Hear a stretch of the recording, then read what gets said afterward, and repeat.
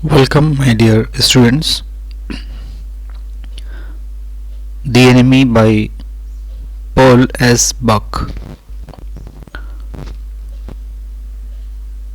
Introduction. There is a sentence here in the beginning. It is the time of the World War. An American prisoner of war is washed ashore in a dying state and is found at the doorstep of a Japanese doctor. Should he save him as a doctor or hand him over to the army as a patriot? So this story is set during the Second World War. There is a Japanese doctor who finds an American soldier at his doorstep, and now he is in a dilemma that being a doctor, should he save the wounded man, or being a Japanese, should he hand over the enemy to the army? So what do you think, dear students? What's your opinion about this? The enemy is enemy. So what should be our reaction in such situation? To leave him? To spare his life? To save his life? Or to hand over him to the police? This story revolves around this same question, and after reading I hope you'll come to know what is the right answer for this question.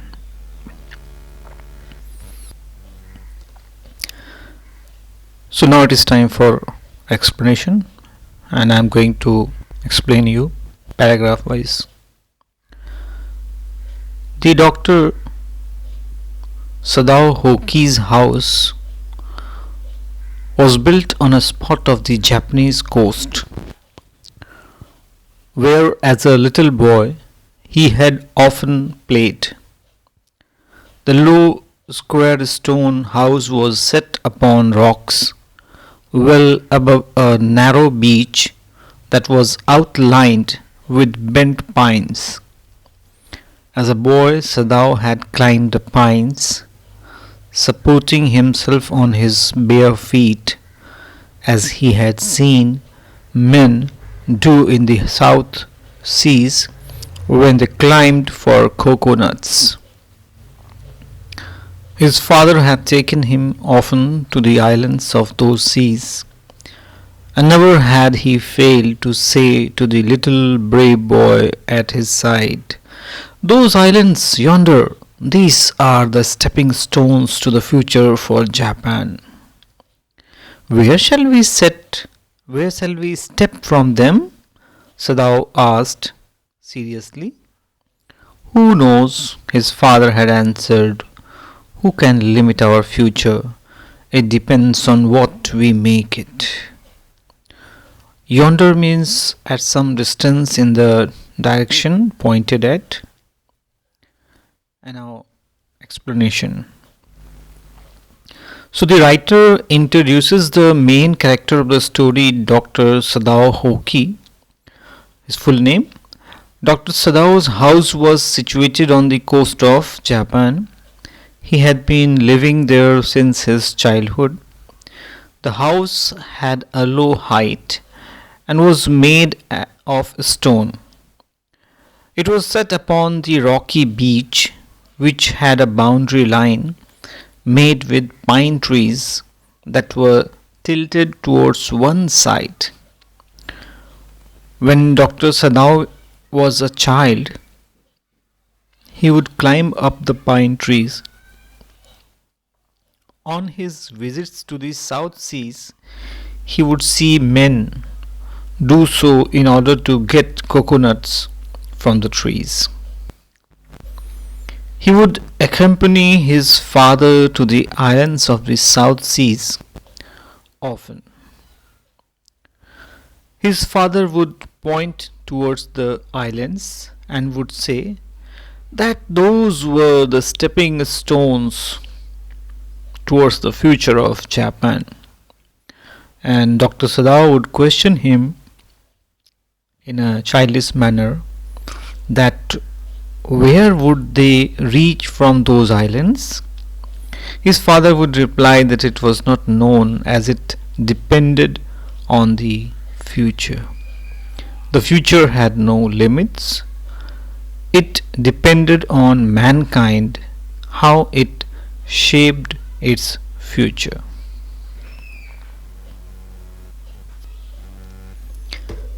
Next paragraph. Sadao had taken this into his mind, as he did everything his father said. His father, who never joked or played with him, but who spent infinite pains upon him, who was his only son. Sadao knew that this education was his father's chief concern.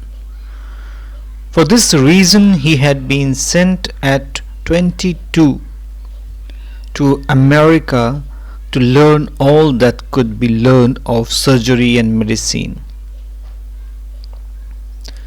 He had come back at 30, and before his father died, he had seen Sadao become famous, not only as a surgeon but as a scientist, because he was perfecting a discovery which would render wounds entirely clean. He had not been sent abroad with the troops. Also he knew there was some slight danger that the old general might need an operation for a condition for which he was now being treated medically, and for this possibility Sadao was being kept in Japan.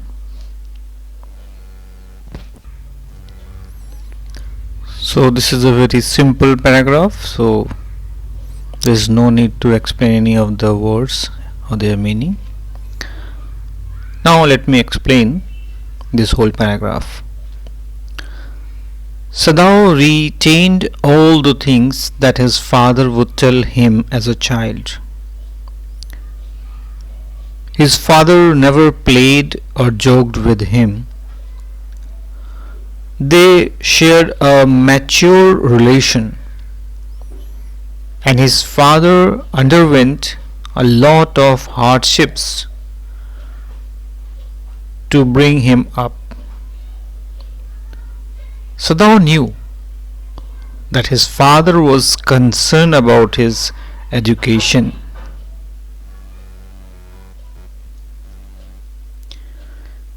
He was sent to America at the age of 22 to study surgery and medicine. He returned at the age of 30. Before dying, Sadao's father saw Sadao become famous not only as a surgeon but also as a scientist.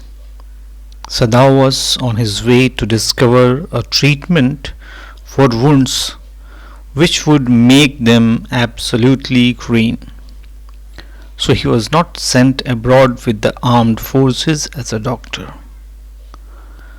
Also, he was retained in Japan because the old general was suffering from an ailment which needed to be operated upon in case of an emergency.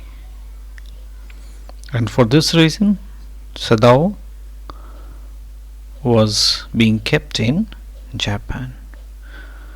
Now in the next video, I will explain the next paragraph.